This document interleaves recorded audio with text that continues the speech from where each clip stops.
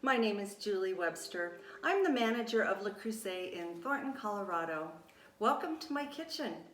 I have everything set up here because I'm going to make some crepes today using our cast iron crepe pan that I absolutely love. I also have an office assistant right behind me. There's Mochi, my little puppy. She's 8 months old and she loves to hang out with me all the time at home and sometimes at work. You will notice I have my crepe pan here on the stove, and I did put the silicone handle grip on it to protect my hand from getting hot.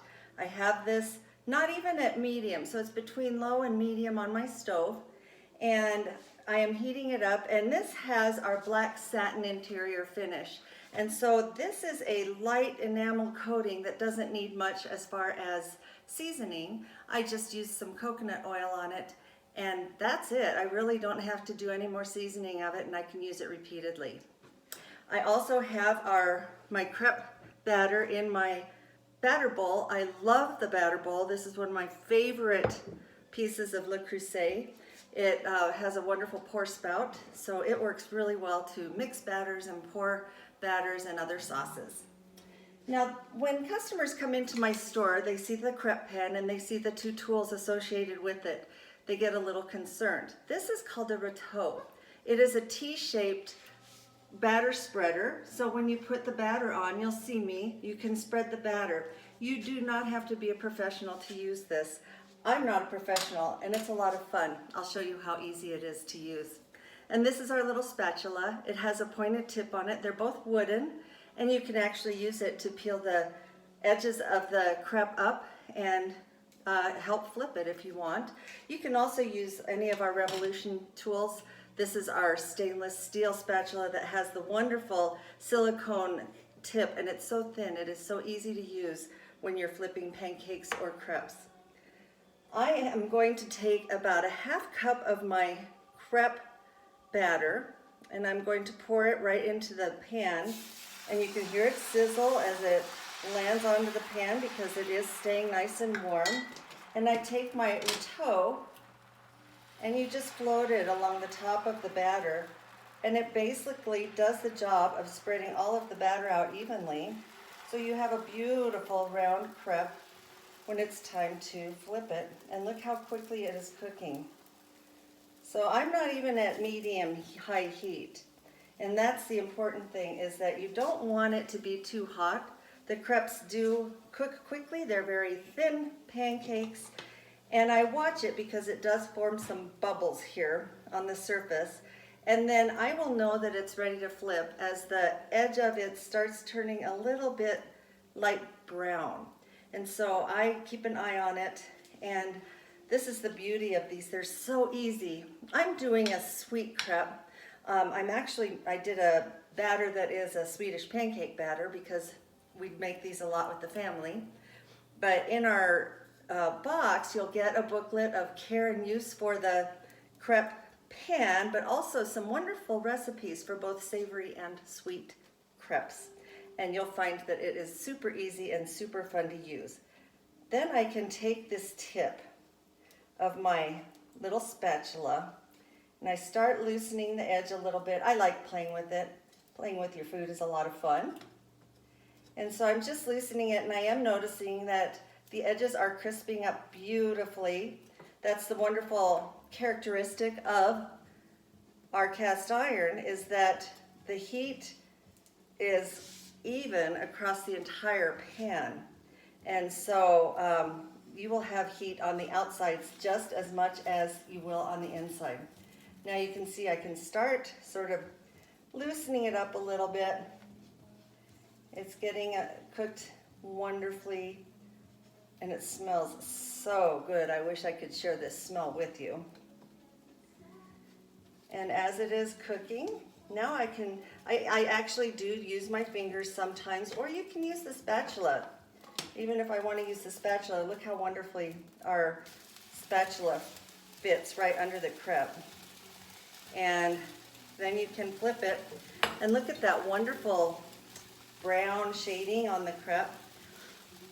And this side will cook a little faster because it is not starting as a liquid, and it is really beautiful.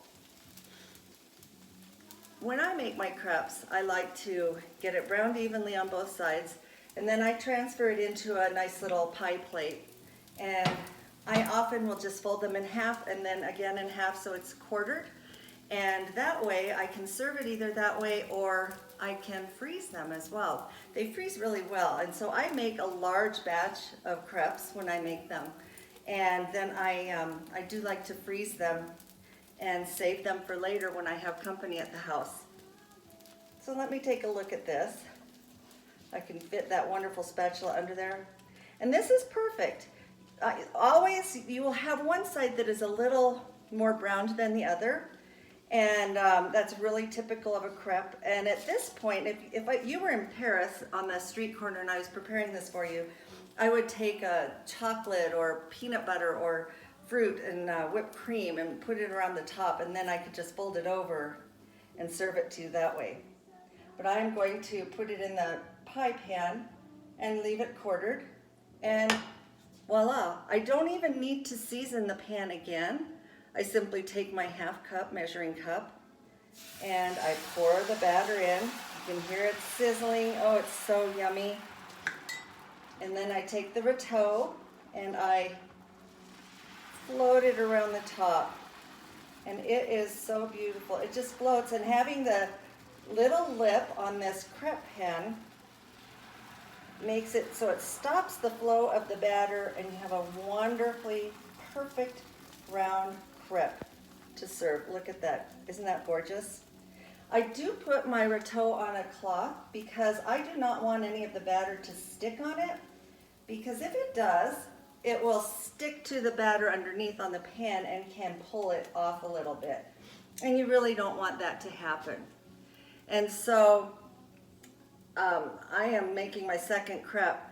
This is so easy. Some of the crepe recipes use a blender, so you put everything in. They usually are made with a lot of eggs, and so it's a very eggy batter with milk, eggs, and flour basically. This has a touch of sugar in it, and you can save them for later. Some of the savory crepes, I've had some wonderful seafood crepes. There used to be a wonderful crepe restaurant in Denver called the Magic Pan, and we would go there for our fancy homecoming and prom nights, and it had a big round, like Lazy Susan, with all the crepe pans on it, and you could see the person in the middle taking a pan and flipping it and dipping it in the crepe batter and then putting it back on that big round turning system, and they would cook as they went around, and by the time the crepe got around to the cook, they could take off that crepe and then replace it with a freshly battered pan. And it was just a continuous circle throughout the evening, very entertaining, a lot of fun to watch, and the crepes were fabulous. And so that's where I had my first savory crepes, and seafood with shrimp and lobster with the sauce in it. Oh, you can do all sorts of things. And look at this, look how easy this is to pick up and flip. And don't worry about taking your fingers and trying to even it out if you need to. They're very thin, so they can tear.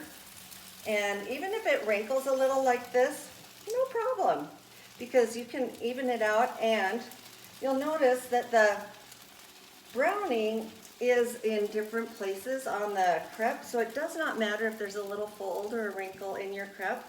Look at this wonderful steam rising. It's getting all the moisture out and drying it out and turning it wonderfully tasty brown. So with these ones, I am going to take a mixture of fresh fruit. I have strawberries, blueberries, and raspberries, and I put them on the inside of the crepe.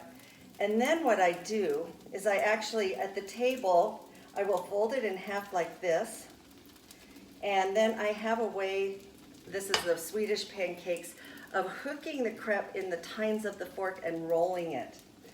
For ease of use today, I am just quartering them.